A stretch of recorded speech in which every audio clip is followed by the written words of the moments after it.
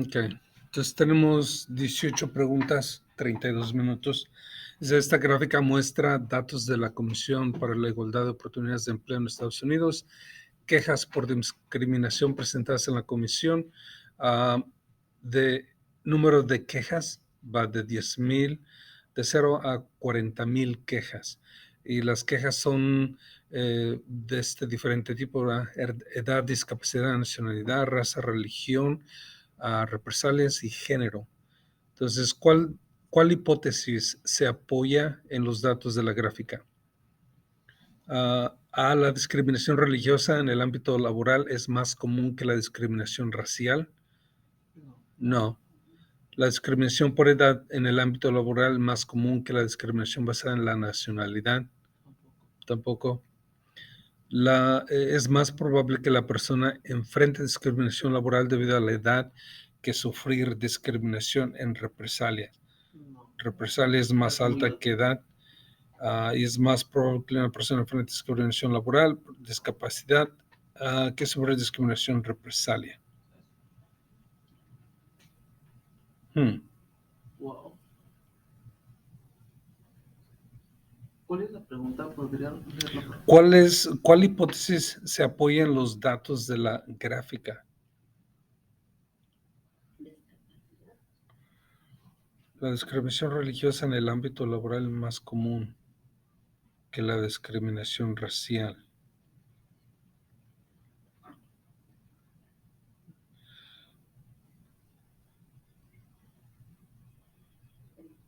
No, esa no es.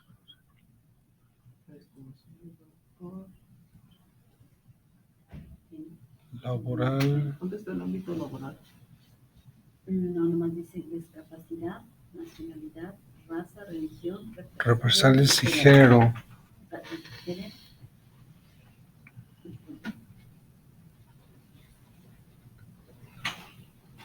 Discriminación por edad. Edad comparada con nacionalidad. Oh, sí. Sería la B. Edad comparada con nacionalidad.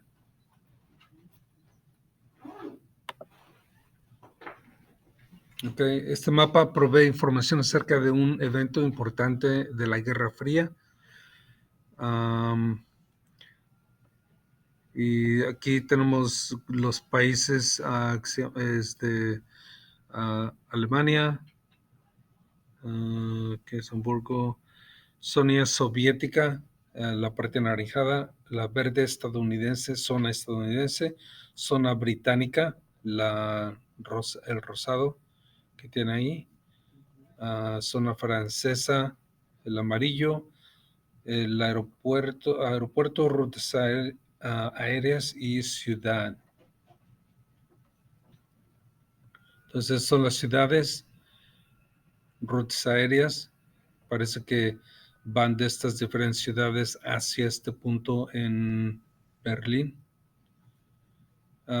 Esa cronología incluye algunos de los eventos principales en el inicio de la Guerra Fría, la cual comenzó poco después de la Segunda Guerra Mundial.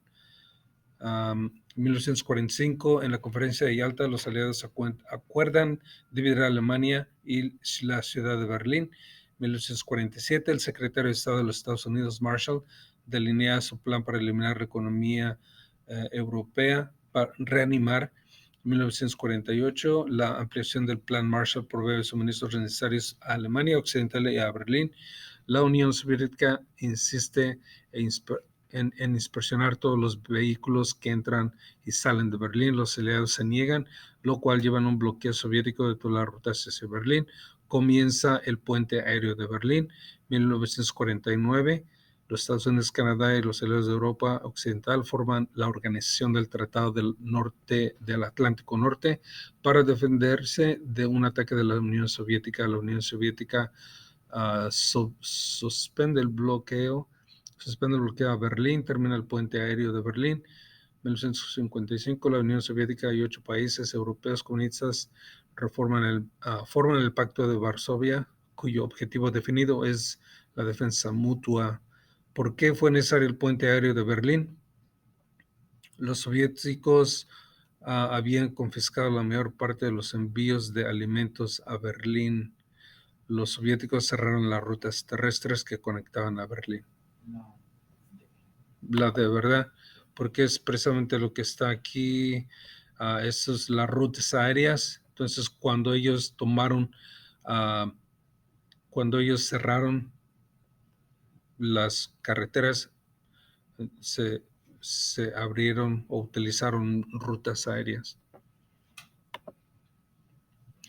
¿Cuál evento podría haber ocurrido a consecuencia de la formación de la Organización del Tratado del Atlántico Norte? La Unión Soviética formó el Pacto de Varsovia. Los Estados Unidos establecieron el puente aéreo de Berlín. La Unión Soviética envió tropas a Europa Oriental. Los Estados Unidos brindaron ayuda a Europa Occidental.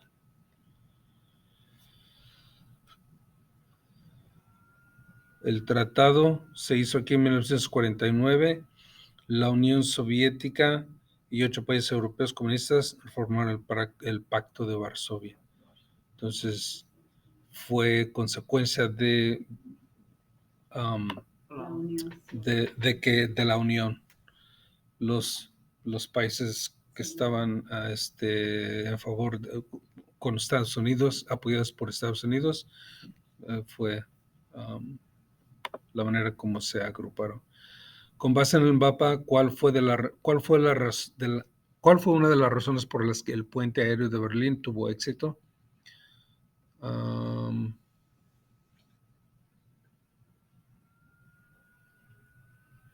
Los aliados no tenían que cruzar territorio controlado por la Unión Soviética para llegar a Berlín. Los aliados mantuvieron los aeropuertos de Berlín Occidental fuera de control soviético. Esa pudiera haber sido la... Los soviéticos permitieron los aliados, no. El territorio de los soviéticos controlado no era suficiente para evitar que los aliados volaran hacia Berlín. La B suena un poquito mejor, ¿no? Aeropuerto. ¿Dónde está el aeropuerto?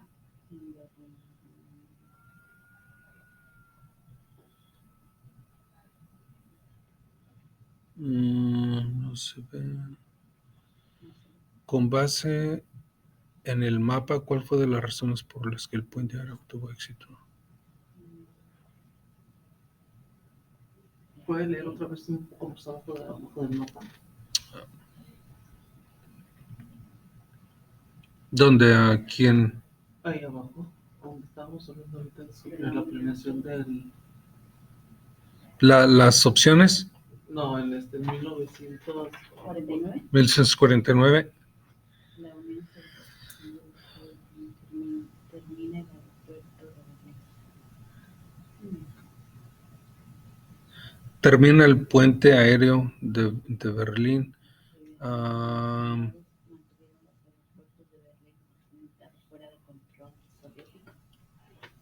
Para mí esto sería lo más lógico de que haya podido tener éxito. Dice, con base en el mapa, ¿cuál fue una de las razones por las que el puente aéreo de Berlín tuvo éxito?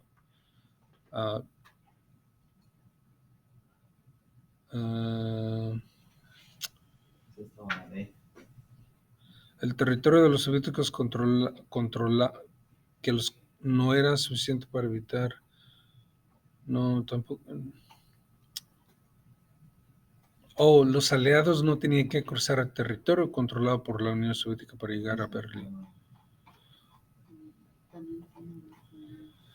Pudiera ser eso también. Pasado al mapa, eso es lo que se mira en los dibujos.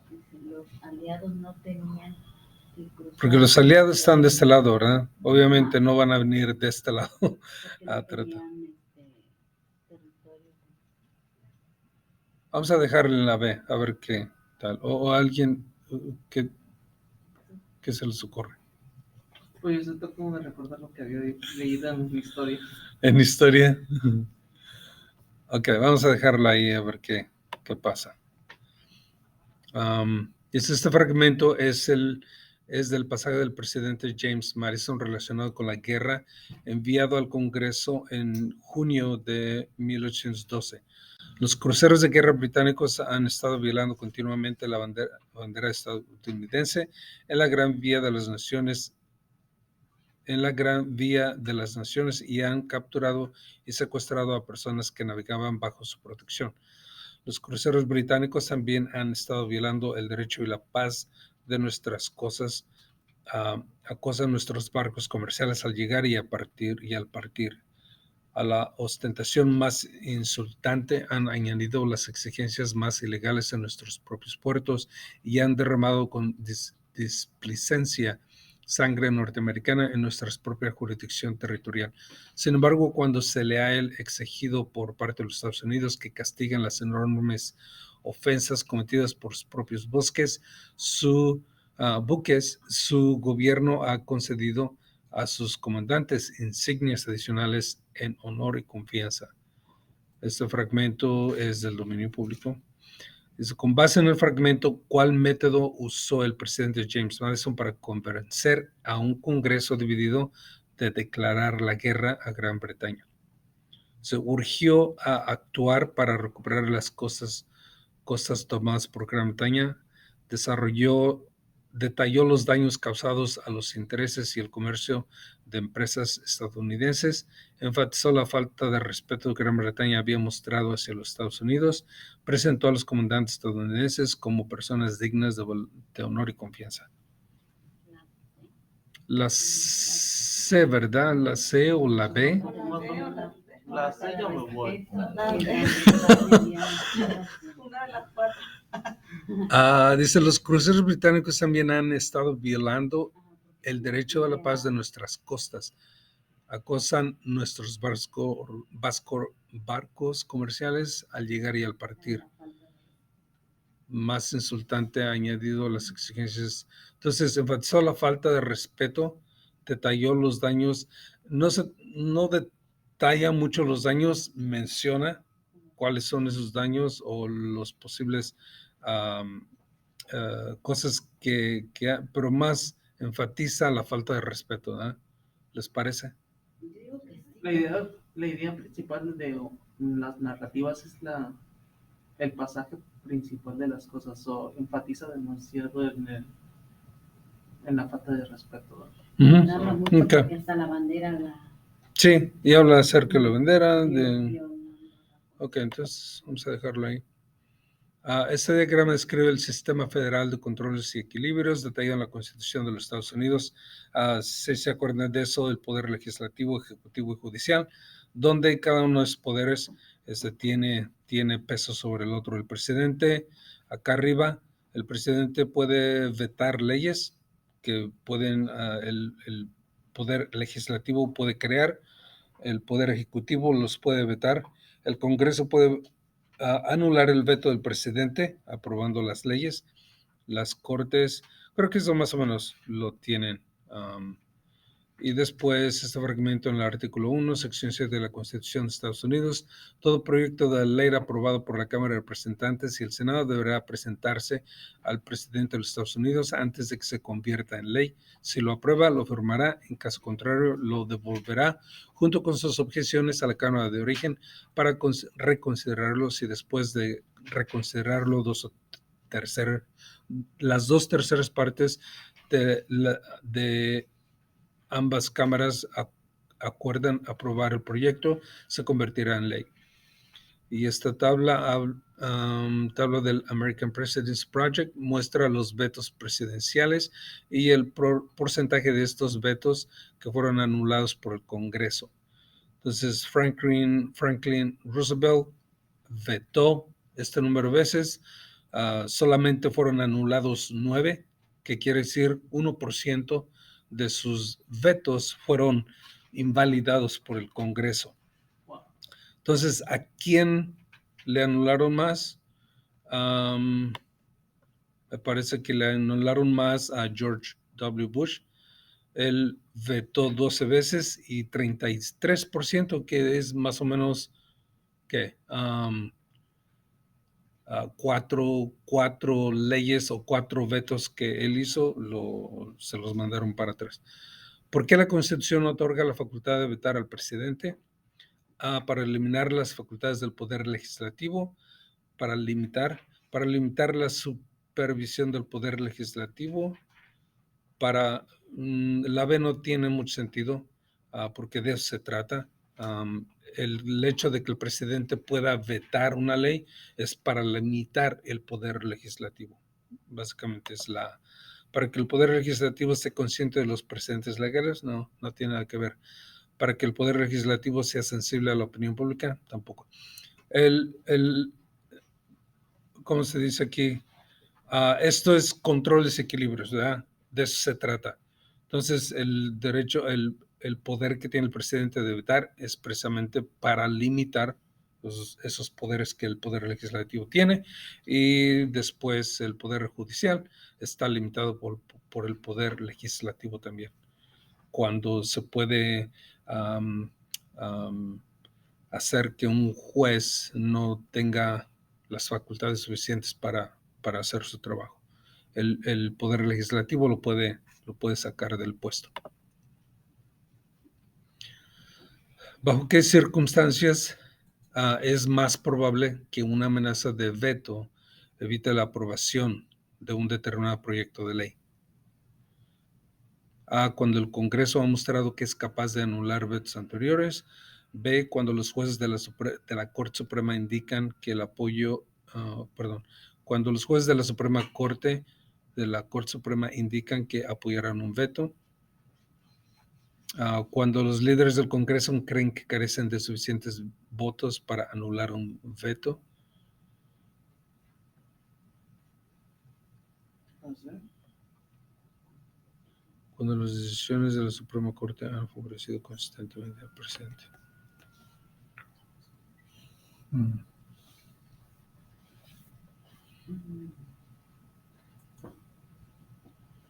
¿Bajo qué circunstancias es más probable que una amenaza de veto evite la aprobación?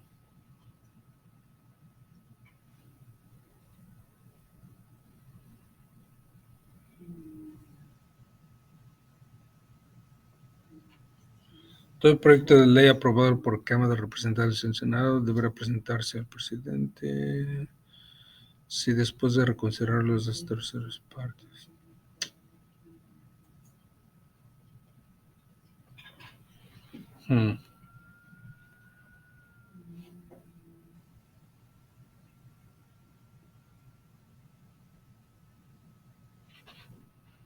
No estoy muy seguro de esto. ¿Qué piensan? La C. La C.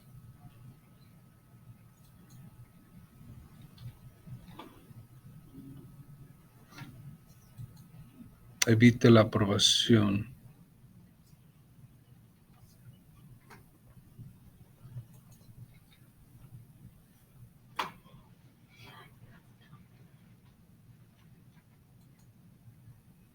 Creo que sí, ¿verdad? Vamos a dejarlo en la C y ahorita vemos, a ver si hay tiempo para regresar. ¿Cuál situación es más probable que cause que el presidente vete un proyecto de ley? Falta de tiempo para revisar la propuesta de ley, desacuerdo con una resolución de la Corte Suprema, falta de un apoyo amplio para la ley, desacuerdo con los miembros del gabinete presidencial. Oh, son las tres bien.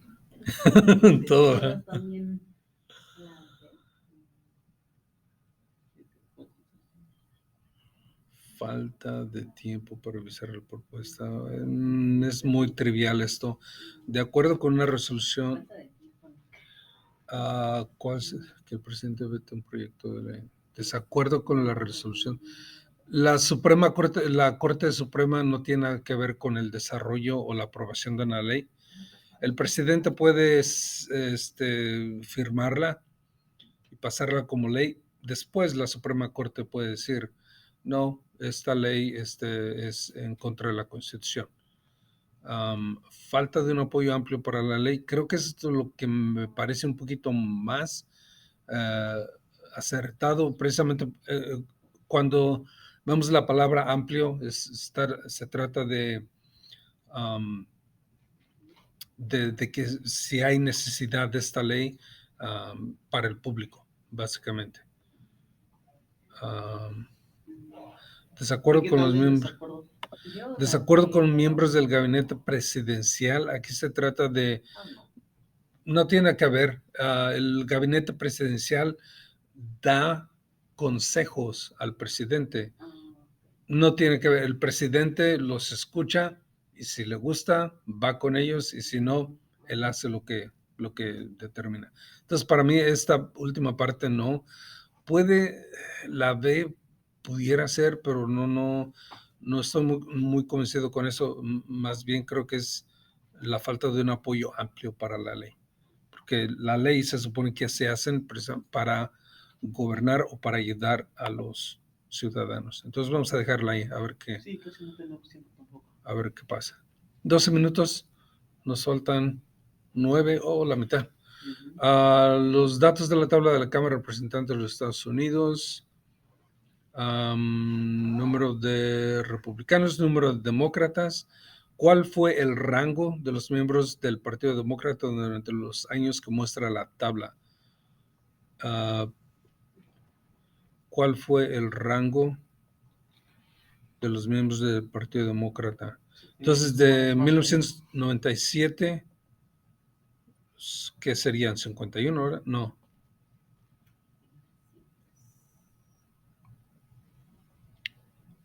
De 102 a quien, entonces son 55, ¿verdad? Es el más pequeño, el número más pequeño, 202.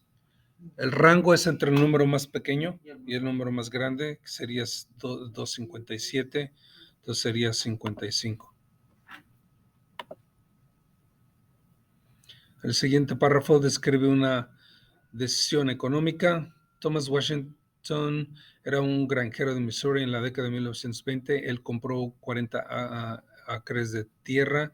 Necesitaba equipo adicional para cultivar con éxito el algodón de sus nuevas tierras. Con $200 podría comprar un tractor usado, 2 mulas y un nuevo arado. El señor Washington decidió comprar las mulas y el nuevo arado. ¿Cuál fue el coste de oportunidad de las mulas y el nuevo arado? Un tractor usado. Entonces dio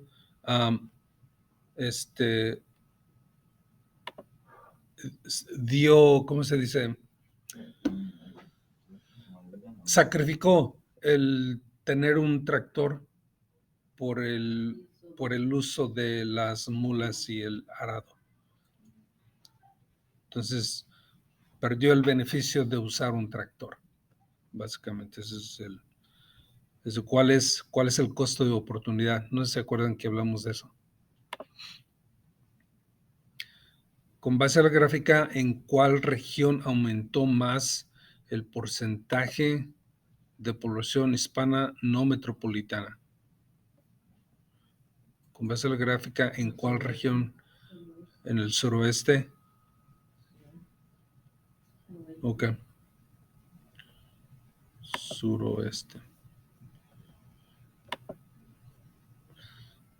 ¿Cuál frase define la expresión no metropolitana como se usa en el pasaje acerca de la inmigración de hispanos en la gráfica de la distribución de la población hispana? ¿Cuál frase define la expresión no metropolitana? El número de residentes hispanos, la ubicación de las comunidades hispanas, el tamaño de la población fuera de las ciudades, la tasa de crecimiento de población áreas urbanas. Entonces, el tamaño de la población fuera de las ciudades. Metropolitana es zonas urbanas como la ciudad de Chicago. Okay. La siguiente tabla contiene la información de la Agencia Central de Inteligencia cercana a los gobiernos, acerca de los gobiernos y economías del país funcional. China, el tipo de gobierno y su Producto Interno, impacto de la libertad económica y política, libertad económica más libertad política igual a prosperidad económica. ¿Cuál país en la tabla cuestiona el concepto que muestra la ecuación?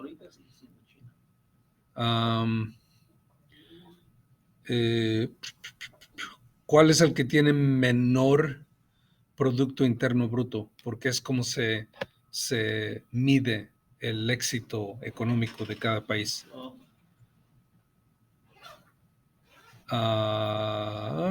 Sería Japón. Pero aquí no lo tenemos. Entonces sería China, Corea, Singapur, Suiza, China, Corea, mira, sí. China, ¿verdad? Ok.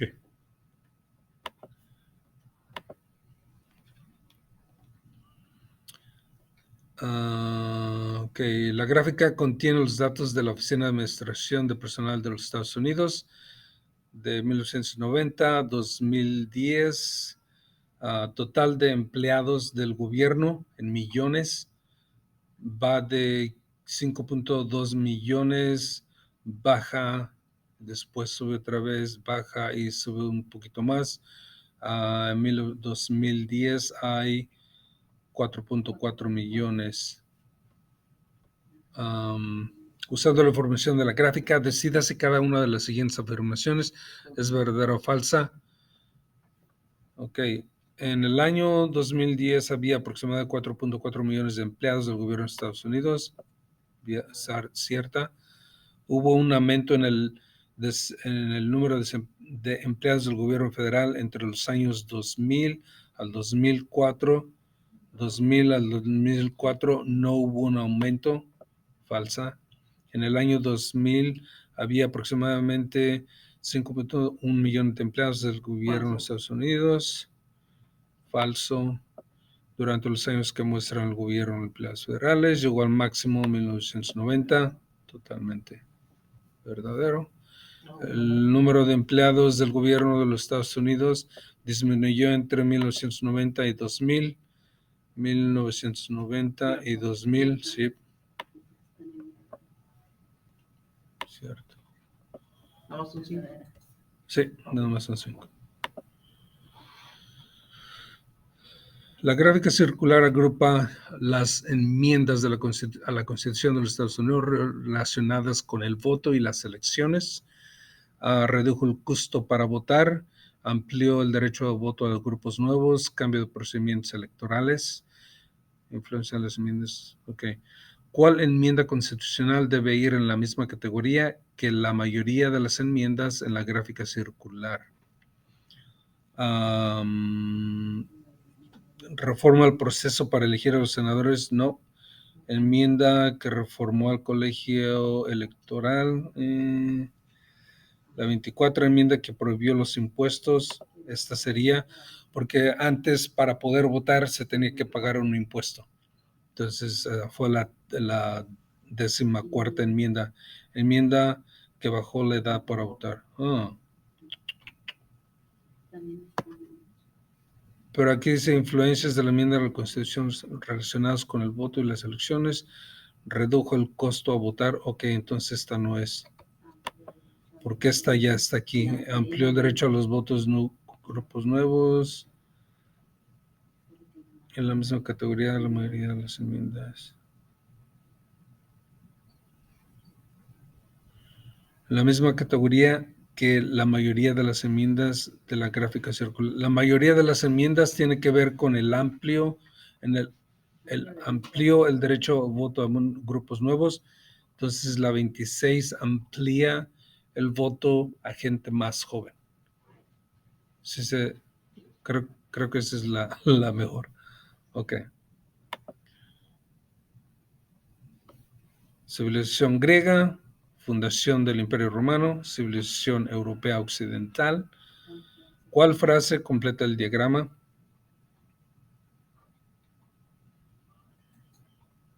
Civilización griega, fundación del Imperio Romano, civilización europea occidental.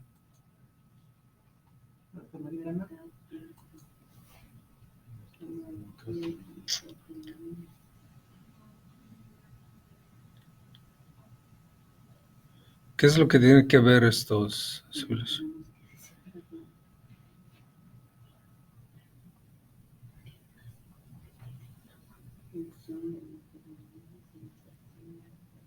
Dicen la C.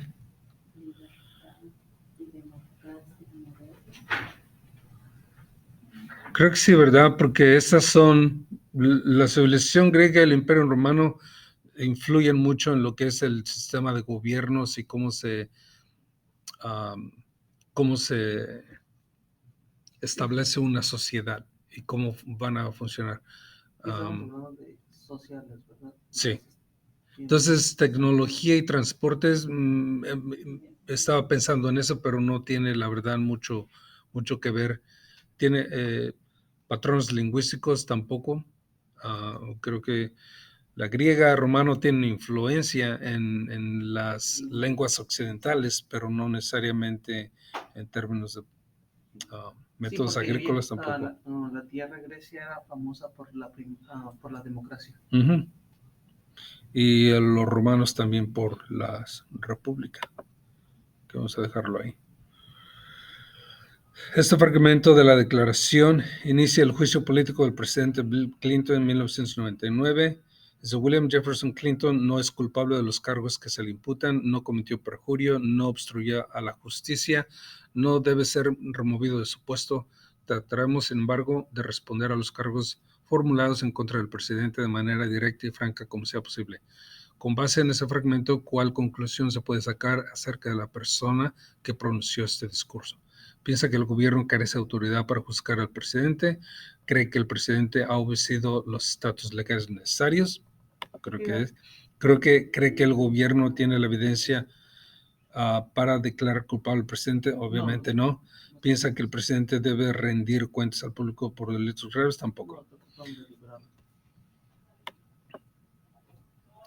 La última, estos fragmentos son de enmiendas a la Constitución de Estados Unidos, de la 14ª enmienda. Todas las personas nacidas naturalizadas en Estados Unidos y por tanto sujetas a jurisdicción son ciudadanas de los Estados Unidos y del estado en que residan.